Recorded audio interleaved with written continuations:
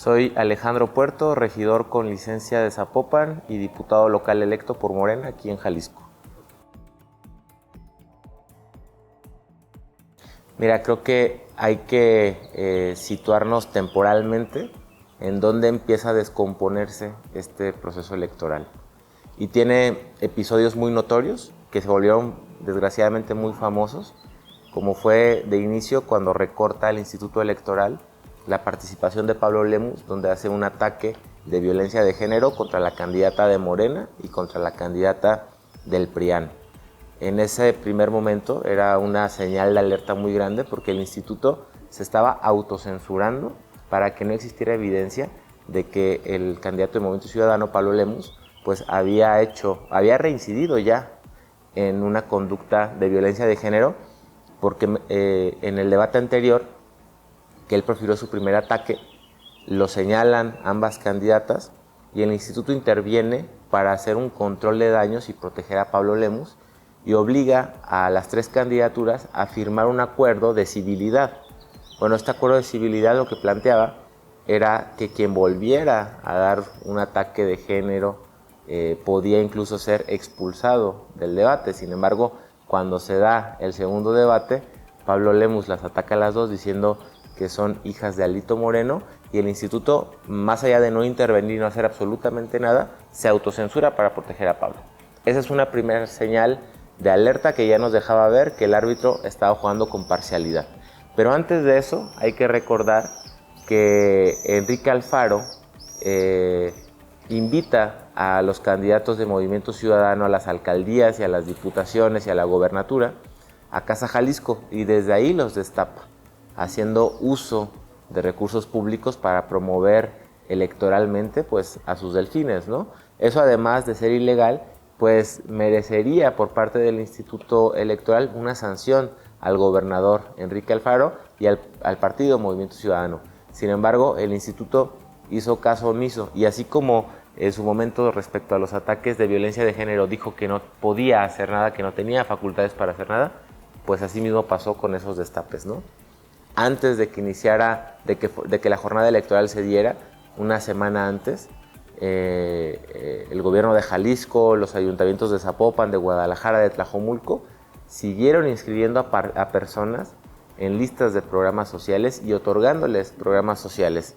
Esto era ilegal por una sola razón: les retenían su credencial para votar, les retenían su INE, y acopiar INEs pues es un delito. Entonces ya había varias señales de que el árbitro estaba siendo parcial y de que el gobernador estaba muy involucrado. Nosotros llegamos a escuchar por diferentes medios de comunicación cómo la frecuencia de la policía se utilizó también, de las policías municipales y de la estatal.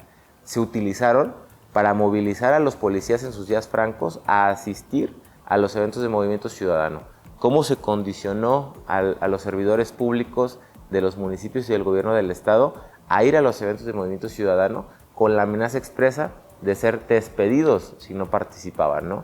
En fin, una serie de actitudes que ya nos permitían visualizar que esta elección no iba a ser equitativa, que el árbitro estaba comprado por Enrique Alfaro, que iba a ser muy difícil. Nosotros lo denunciamos en su momento, yo en lo personal a Leonel Cota, el día que él llega aquí como delegado político, lo saludé en el evento de arranque de campaña del candidato de Guadalajara y le dije: oye, tenemos un problema muy grave con el Instituto Electoral porque se está haciendo sumamente parcial.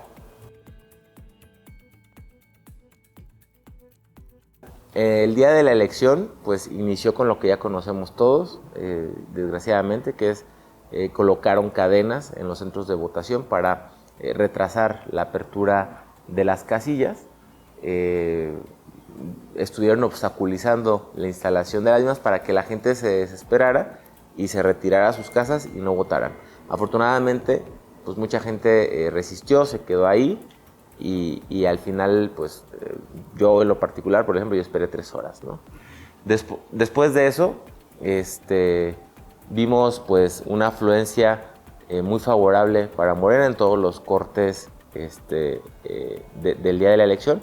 Sin embargo, pues cuando se daban estos retrasos en la apertura de casillas no era únicamente porque hubieran puesto cadenas para abrir, sino también que no habían llegado el material electoral porque no se habían completado ciertas mesas de casilla, no había presidentes, no había escrutadores, entonces pues tenían que estar los primeros de la fila cubriendo esa parte que generalmente habían sido funcionarios públicos, es decir, gente que al estar condicionados por una nómina, pues los mandan a ser los primeros en votar y a suplir la tarea de muchos escrutadores, de muchos presidentes de casilla, y después el instituto les entrega a ellos el material electoral, que es para emplayar todo el material después de la jornada y también las boletas, ¿no? Pero el problema real comienza con el cierre de las casillas, porque el cierre se da, digamos, de manera normal. No hubo muchos episodios violentos, afortunadamente, al menos no en la zona metropolitana. En otros municipios sí hubo quema de urnas, etc.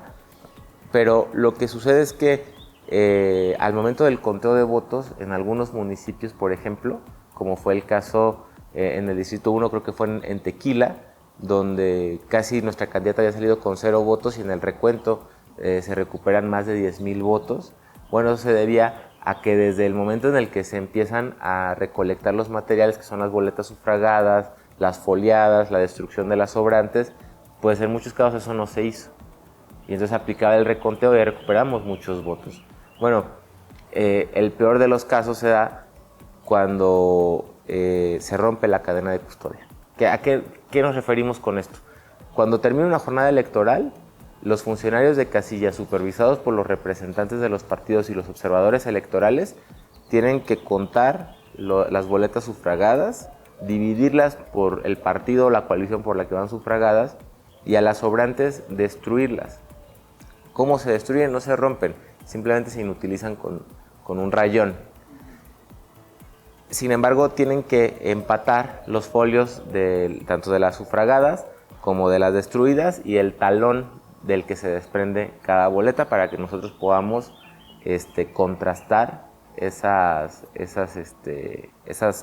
boletas, ¿no?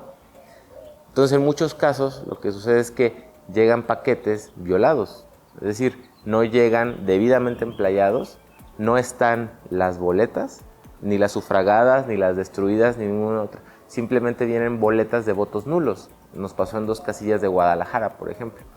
En una vienen 7, en otra vienen cerca de 14 votos nulos, pero no vienen las boletas sufragadas por partido político. Se presume, pues, que estas fueron destruidas.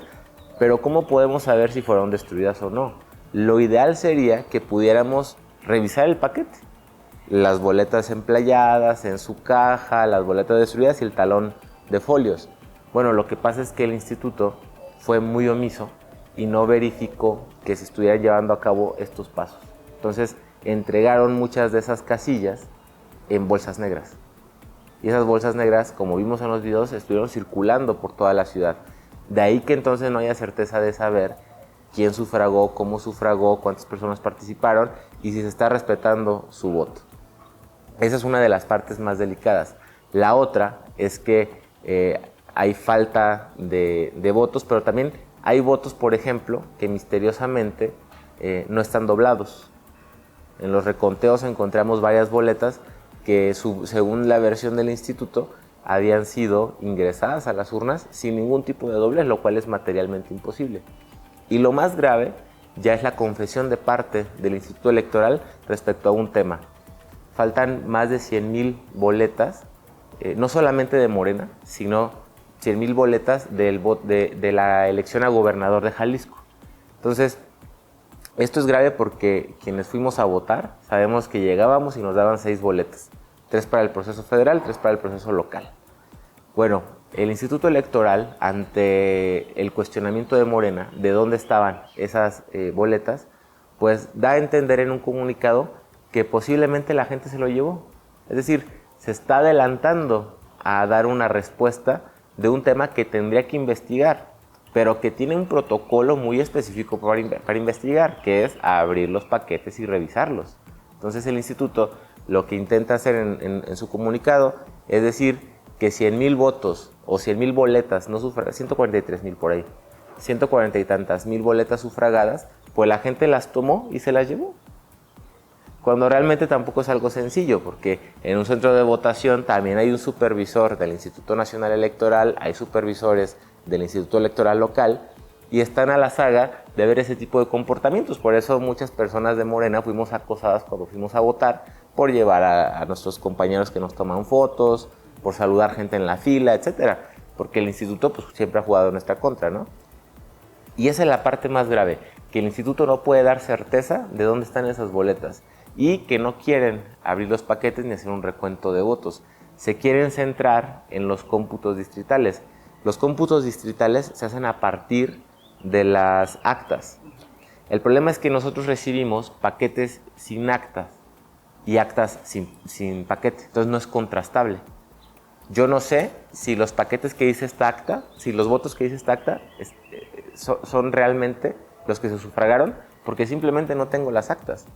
Y al revés, yo no sé si estos sufragios que vienen en esta caja son realmente válidos porque no tengo el acta para contrastarlo. Entonces, en muchos casos, ¿contra qué contrastaba el instituto? Contra el acta del Partido Movimiento Ciudadano. Como tú sabes, en cada casilla hay un acta que es de papel de carboncillo que se va transpapelando, pero que la primera acta, por ejemplo, la más legible, pues es para el partido más antiguo. En este caso el PAN por el cambio de nombre del PRI, después viene el PRI, después viene el PRD, después viene aquí en Jalisco el Verde, después MC, etcétera, ¿no?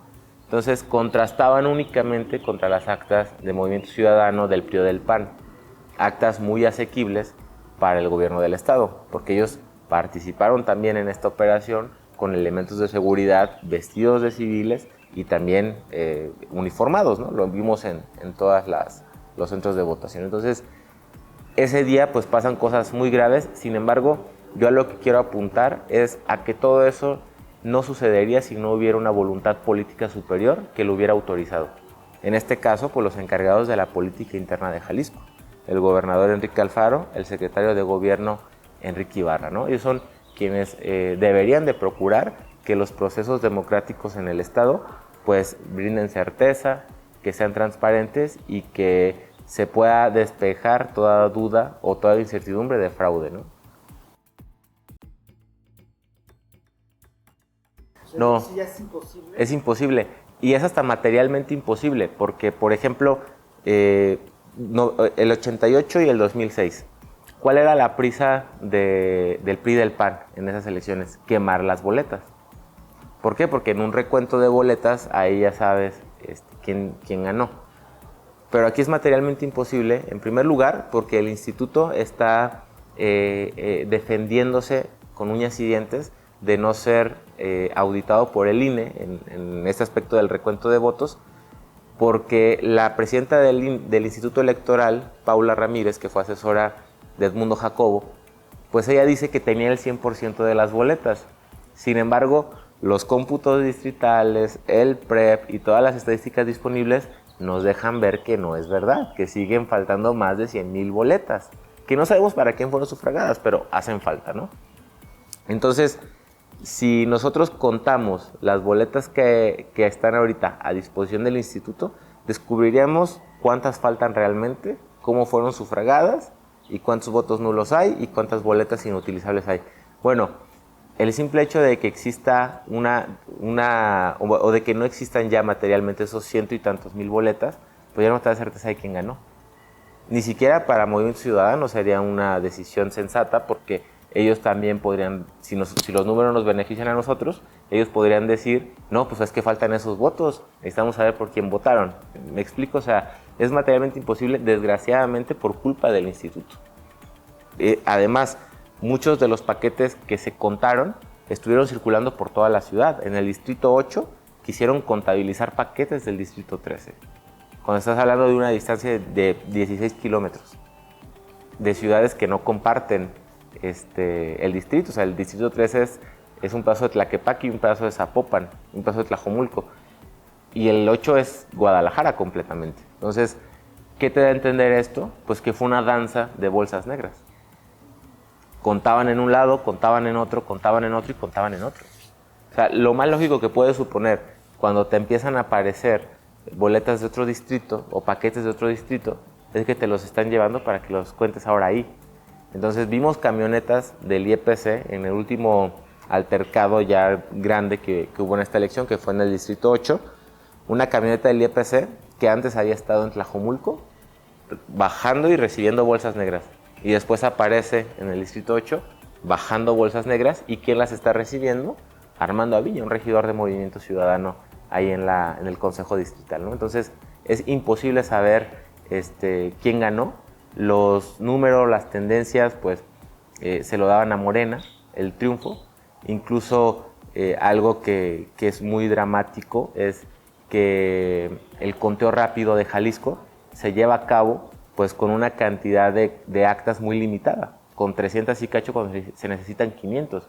Y ahí hay que hacerle una observación muy grande al INE, porque quien hace ese conteo rápido es el instituto, y ellos permitieron o se prestaron a hacer un conteo rápido sin los requerimientos estadísticos mínimos para dar certeza, ¿no? De entrada, el PREP que tiene el Instituto Electoral no pasó la auditoría que le hizo el TEC de Monterrey. Es decir, desde hace mucho sabíamos que no iba a ser un sistema certero porque tenía muchas vulnerabilidades. ¿Y qué vulnerabilidades pueden tener ese tipo de sistemas? De todo tipo, desde carga masiva de información, violaciones de seguridad, etcétera, ¿no? Sin embargo, el instituto insistió en conservar ese sistema con el mismo proveedor, del cual no quieren dar el nombre, y le asignan el contrato mediante adjudicación directa, lo cual también es un problema. Si lo contrastas tú con el PREP, por ejemplo, que tiene Nuevo León, que también gobierna Movimiento Ciudadano, el de Jalisco es un sistema rupestre. O sea, lo que llaman sistema aquí en Jalisco es un Excel, porque literal, al final hay incluso denuncias de nuestros representantes en los consejos distritales del Distrito 15 y del 18, donde dicen, oye, están cargando datos a un sistema que no fue el que aprobamos. Están subiendo datos a un Excel. Entonces, ¿para qué se presta eso? Pues para más manipulación, dificultar, en dado caso que se tenga que hacer una revisión forense de cómo se cargaron los datos, etcétera, lo dificultan, ¿no? Pero además porque el sistema no servía para esa tarea. Entonces, el PREP, por ejemplo, de Nuevo León, te permite ver datos por sección, desagregados por género, por edad, por ingresos. Una maravilla. ¿Cuál es el famoso sistema del IEPC? Es una tabla de Excel que lleva circulando ahí ya varios días, ¿no? Que es la que revisamos hace ratito, de cómo quedaron los cómputos distritales. Pero más allá de eso, es un PREP que inicia tarde. ¿Por qué inicia tarde? ¿Tiene un pretexto para iniciar tarde? No, no lo tiene. Porque la casilla era una sola para el proceso electoral local y el federal. Tenían que cerrar al mismo tiempo. ¿Qué era lo distinto? La distribución de los paquetes y el cómputo en los distintos consejos. Porque el IEPC tiene el suyo y el INE tiene el suyo. Entonces son dos áreas donde cuentas diferentes. ¿Dónde comienza el fraude? Pues, el día de la elección, en el cierre de las casillas, que no emplayan bien las boletas de lo local, y en el traslado de los paquetes a las sedes donde se tenían que hacer los cómputos de la elección, ¿no? Entonces, empiezan tarde. El INE creo que llevaba un porcentaje, un 2%, algo así, a las 8 de la noche, cuando el IEPC todavía no iniciaba. O sea, el IEPC se extiende, inicia muy tarde, pero decide dejar de capturar cuando la tendencia empieza a favorecer a Morena. ¿Por qué? Porque un principio de máxima publicidad es saber cómo se va comportando la elección. Si ellos hubieran computado el 100% y esa tendencia de Morena, que era ascendente, seguía creciendo, pues no iban a poder manipular los cómputos distritales. Porque ibas a tener dos elementos estadísticos, dos elementos de publicitación de la elección que no iban a ser comparables. Me estás diciendo que ganaste en donde puedes manipular la elección, que es en el cómputo distrital, pero tu PREP me está diciendo que perdiste. O sea, que hay un conflicto. Entonces deciden pararlo. No han dado una explicación hasta ahorita de por qué lo pararon. Está el argumento de que el sistema falló, de que el sistema no servía. Y es un pretexto muy bien elaborado, porque la auditoría eso nos decía, ¿no? Que el sistema no iba a servir para esta elección. Entonces, creo que el instituto se está prestando una maniobra política porque deja ese vacío como autoridad electoral. ¿Y quién lo llena? Entonces, el instituto no da una sola explicación de qué está pasando y de inmediato sale la prensa a decir que Pablo Lemus estaba ganando. Es decir, quien la hace como árbitro, quien intenta upar a Pablo Lemus como candidato ganador, es la prensa corporativa. Es Mural, o sea, es también el poder económico local, porque las cámaras también salen con el mismo discurso. Es también los sobrantes del PRIAN o los grandes perdedores del prianismo, como Claudia X González, la propia Xóchitl, quienes salen a reconocer a Pablo, pero no la autoridad electoral, porque la autoridad electoral está completamente deslegitimada desde ese momento. Han terminado ya los cómputos distritales, pero siguen sin aclarar por qué una elección coordinada por ellos, coordinada por Paula Ramírez, coordinada por otros consejeros, pues terminó así, con bolsas negras paseando por la ciudad, con votos inexistentes y con temas todavía más graves, ¿no? O sea, en Guadalajara, por ejemplo, les salieron sobrando casillas.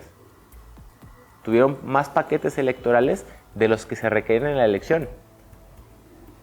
¿Por qué pasó esto? Pues porque saturaron tanto para querer ganar o para truquear la elección que se les fue un poco de las manos, ¿no? Entonces, si computaban el resto, dejaron de contar, en los reconteos distritales, hasta donde vieron que ya le beneficiaban a Verónica Delgadillo.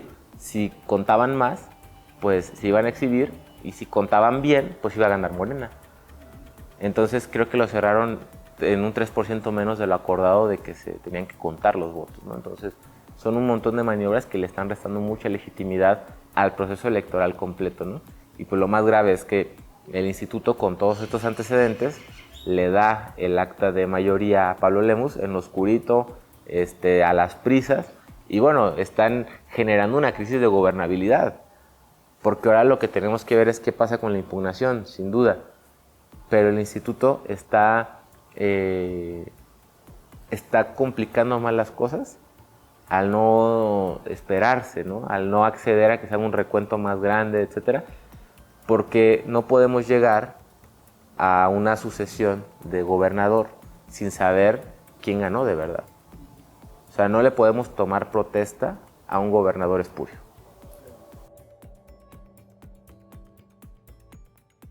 Fíjate, ella no solamente, la presidenta, del instituto, fue jefa de asesores de Edmundo Jacobo, trabajó también con Lorenzo Córdoba, está muy vinculada a un grupo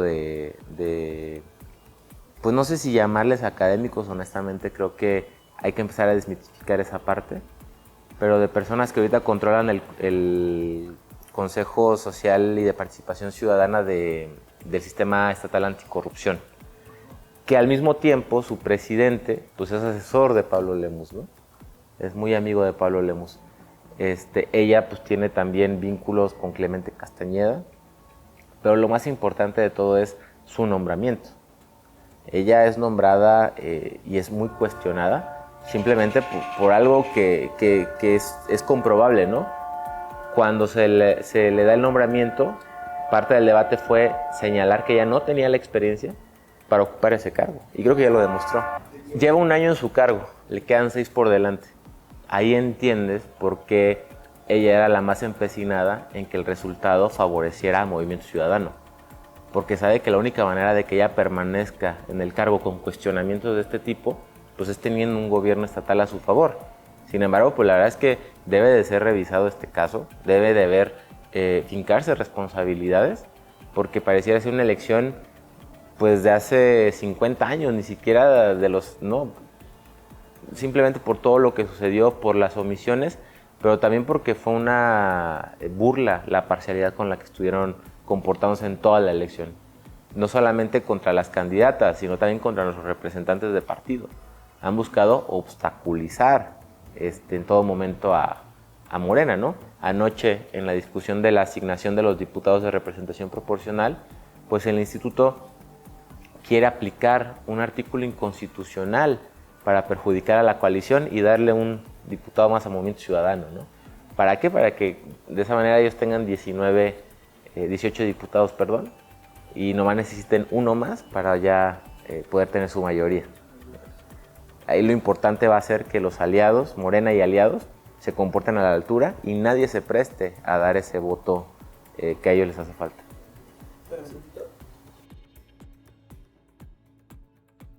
Sí, pero fue muy importante porque ellos desde siempre estuvieron a favor del llamado voto útil. Para Pablo y para Xóchitl no les funcionó. Les funcionó en ciertos entornos. Les funcionó en Zapopan para tener 1 o 2 regidores. Les funcionó para meter a Ramírez Acuña como senador.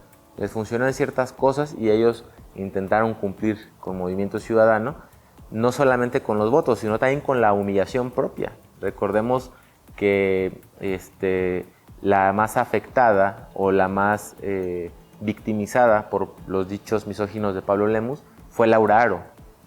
Y después Laura tiene que grabar un video lamentable con Pablo Lemus donde le acepta una disculpa para detener ya la controversia de que a Pablo se le tenía que retirar la candidatura por violencia de género, porque eso es lo que tenía que haber pasado.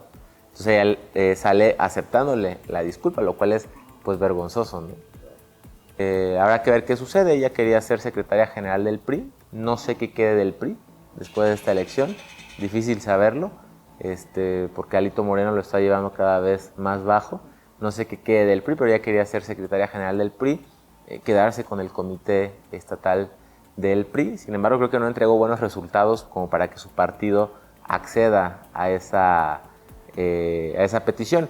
A quien le resultó muy funcional pues fue a Pablo, ¿no? Ahorita estamos llevando a cabo una impugnación. Estamos recolectando pruebas para hacérselas llegar a los tribunales electorales y que ellos analicen si esta elección se debe de repetir o no. Nosotros personalmente estamos convencidos de que se debe de repetir, por la sencilla razón. Es más, te pongo un ejemplo. Revisen el PREP del Instituto Electoral de manera detallada. Dice que nuestro padrón electoral es de 7 millones de personas. Bueno, realmente es de 6.6 millones de personas. O sea, con esos datos, tú como ciudadano no puedes involucrarte, analizar los números y decir, sí ganó esto, ganó aquel. No puedes. ¿Por qué? Porque el instituto no te dio la más mínima certeza de nada, ¿no? Además de las violaciones de las que ya hablamos, pues hay testimonios de personas de cómo les coaccionaron su voto, los amenazaron con correrlos, de cómo los presidentes de los consejos distritales se comportaron con parcialidad ante los señalamientos oportunos que hacían los representantes de la coalición, y ellos simplemente guardaron silencio y siguieron favoreciendo Movimiento Ciudadano, ¿no? Y eso es la historia de la zona metropolitana, porque hay otra parte de la historia, que es en los entornos del interior del estado, en los municipios, donde de nueva cuenta pues aparecen boletas de más, de 700 y cacho boletas que debe haber en cada casilla, aparecen 100 más en cada una, pero un número muy específico, ¿no? Bueno, eso también es fraude, eso también vicia la elección, pero yo creo que hay 2 grandes errores que comete la derecha aquí en Jalisco en esta elección. Uno, que el principal mapache de esta elección es el propio instituto. Y 2, que Enrique Alfaro operó muy mal su tentativa de fraude. La hizo a los ojos de toda la gente, lo hizo de una manera muy burda, y eso pues nos ha dado a nosotros todas las pruebas que necesitamos para impugnar esta elección, ¿no? Lo que la gente le hemos pedido ahorita es que nos ayuden haciéndonos llegar evidencias del fraude, evidencias de cómo les pasó a ellos en sus casillas, en sus comunidades, qué vieron, qué escucharon, qué evidencias tienen, que nos las faciliten para fortalecer esta impugnación. Y no se descarta en ningún momento que haya movilizaciones, ¿no? Estas deben de ir encaminadas o caminar al mismo tiempo de la denuncia jurídica, porque más allá de ser un tema jurídico es un tema político. Es un tema político porque ¿quiénes están detrás de este megafraude? Pues está el poder económico de la oligarquía jalisciense. Por eso quienes están presionando más para reconocer a Pablo son las patronales, son los ricos del estado, ¿no? Bueno, a ellos les conviene porque toda su riqueza la hicieron al amparo del gobierno, ¿no? Y del poder público, desgraciadamente. Entonces, este problema político solo se va a solucionar pues con movilización ciudadana, con participación de la gente, con un involucramiento de las personas, porque no puede ser posible que estas cámaras, que estas patronales, que personas como Alfaro, como Lemus o un instituto electoral completamente viciado decidan quién debe de gobernarnos. No es posible, no puede ser así, no tiene que ser así, ¿no? Entonces, para hacer eso, ¿qué es lo que más temor le genera a la derecha jalisciense? No son las ruedas de prensa de denuncia. Lo que ellos de verdad temen es la fuerza y la capacidad de movilización que tiene Morena. A ellos lo que ahorita les preocupa es que Morena, con todo lo que creció en esta elección, logre una movilización que pueda paralizar por completo el Estado hasta que no se transparente esa elección, hasta que no dé certeza, ¿no? ¿Y qué es lo que les preocupa en segunda instancia? Pues que se repita, ¿no? Porque todos sabemos que si se repite, ya hay una ola, ya hay un voto masivo por Morena, ya hay una inclinación masiva a apoyar el proyecto de la Cuarta Transformación y de la doctora Claudia Sheinbaum. No, se debe de impugnar porque si no se hace un ejercicio aleccionador, cualquier gobernador va a querer hacerlo. Cualquier gobernador va a querer manipular su instituto electoral, va a querer violentar las elecciones, va a querer imponerse por métodos ilegítimos y entonces vamos a retroceder, ¿eh? Vamos a retroceder siglos. No es un tema de que ganamos mucho, es un tema de que no hay certeza de quién ganó y quién perdió. Esa es la realidad. Y claro, Morena ganó mucho, bueno, esa fue la decisión de la gente. Quien señale que es un error impugnar esta elección porque ya ganamos mucho, no está en contra de que ganemos mucho, está en contra de las decisiones de la gente. Porque lo que se tiene que decidir es lo que la gente diga en las urnas. Y si se repite la elección y gana Morena, pues eso quiso la gente. Y lo quiso por algo, porque han visto en su vida diaria que ha mejorado su calidad de vida. Y eso no puede ser sancionable, ni puede ser objeto de ningún debate ético, porque mejorar la calidad de vida de las personas, de eso se trata la política. Y para ello necesitas ganar elecciones. Y si ganas muchas, pues es porque la gente está viendo que su vida está mejorando. No, si se tiene que repetir la elección 20 veces hasta que la gente entienda y sepa que hay un método pacífico para elegir autoridades y para resolver problemas políticos, estamos del otro lado. Claro, es deseable. Y lo que tenga que costar, que cueste. Nos hemos gastado más financiando una vida desenfrenada de gente que se hace millonaria a costa del poder y del gobierno. Gastarnos en nuestros procesos democráticos para tener certeza de cómo se eligen nuestras autoridades es un gasto mínimo y es un gasto que sí vale la pena. Lo que no puede pasar es que nos impongan a un gobernante espurio y 6 años estemos sometidos a sus intentos de legitimación. Ya nos pasó con Felipe Calderón y nos costó muchísimas, nos sigue costando muchas vidas. Nos costó una guerra contra el narco irracional. Ahora imagínate lo que va a hacer este personaje si llega completamente deslegitimado. Incluso a él, por una cuestión de decoro, le convendría que se repitiera esta elección. No solo de esta elección, o sea, ya lo han hecho muchísimas veces. Si tú lees, por ejemplo, los mensajes de Lemus respecto a los altercados que hubo afuera de los consejos distritales, dicen ellos, es algo que nunca se había visto. Bueno, no sé si él se acuerde, pero se vio algo similar cuando Giovanni López fue asesinado por la policía de Enrique Alfaro por no portar cubrebocas. Que se escucha fácil decir, pues no traía el cubrebocas y ya, bueno, no lo traía en un contexto donde Alfaro, por querer ganar agenda mediática, intenta acelerar las etapas preventivas de la pandemia. Eso se llama irresponsabilidad, porque está actuando para ganar notas y reflectores, y eso costó una vida. Y entonces de ahí se vinieron una serie de manifestaciones para exigir justicia. Lemus dice que eso nunca se había visto en Jalisco. Bueno, lo dice así porque él fue cómplice de esa represión que terminó con el levantón de 100 jóvenes estudiantes afuera de calle 14 de la Fiscalía, ¿no? Y no dijo nada. No es que sea la primera vez que pase, es la primera vez que él es cómplice de que la gente esté exigiendo justicia. Bueno, quiere mentir diciendo que esto nunca se había visto. Totalmente falso. Movimiento Ciudadano, si algo ha hecho desde que gobierna Jalisco, es negocios con el poder político. Tan solo veamos las empresas que germinaron a su alrededor. Eusen, Indatcom, los que tienen ahorita el trompo mágico que se llama Happy, Navidalia, todos ellos son empresas que ya son multimillonarias, pero porque se les inyecta presupuesto público. Y si te fijas, son empresas que estratégicamente no puedes auditar. Lo que yo te dé, yo como compruebo que te lo gastaste en comunicación o en entretenimiento. No es fácil. Eso es muy curioso. Y lo segundo es que han sido represores de naturaleza, todos ellos. O sea, desde sus tiempos de la preparatoria, que ellos rememoran tanto, bueno, pues eran porros golpeadores de la Universidad de Guadalajara. Entonces, siempre han tenido esta vena y esta elección simplemente creo que confronta a Movimiento Ciudadano con sus propias contradicciones. Porque al mismo tiempo que presentan este producto chatarra que es Álvarez Maínez, pues en Jalisco se le sale la naturaleza, ¿no? Que no se puede cubrir ni con todo el maquillaje del mundo, ni con toda la publicidad del mundo, ni con todas las canciones de Yahweh, con nada. ¿Por qué? Porque esa es su naturaleza, un aferramiento al poder que es enfermizo, porque no convive ya con las reglas democráticas que se están elaborando en vivo en este país, ¿no? En este país ya estamos más acostumbrados a la democracia, por una razón muy sencilla. AMLO no quiere o no es su sueño que Morena gobierne todo, y ese temor que tienen algunos conservadores de que Morena llegue a mucho, no. Lo que él quiere es que el pueblo tenga el poder.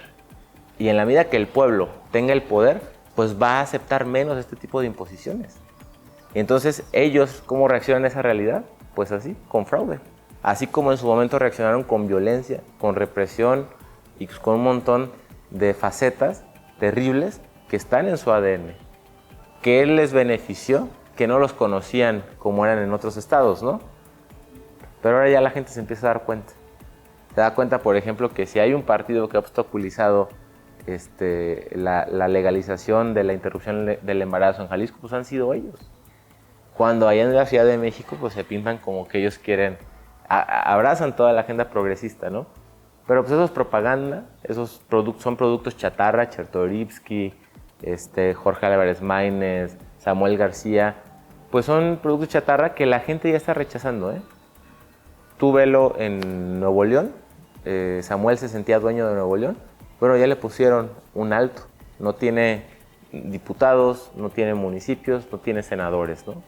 En Jalisco, Movimiento Ciudadano pierde la mayoría legislativa, estamos a punto de ganarles la gobernatura cuando se resuelva la impugnación, no tienen senadores, es decir, están muy limitados y es momento de que introduzcan cambios en su manera de hacer política, porque lo que la gente está rechazando es precisamente ese Movimiento Ciudadano, el que reprime, el que asesina por no traer cubrebocas, el que quiere ganar publicidad y notas mediáticas a través de una tragedia como fue la pandemia.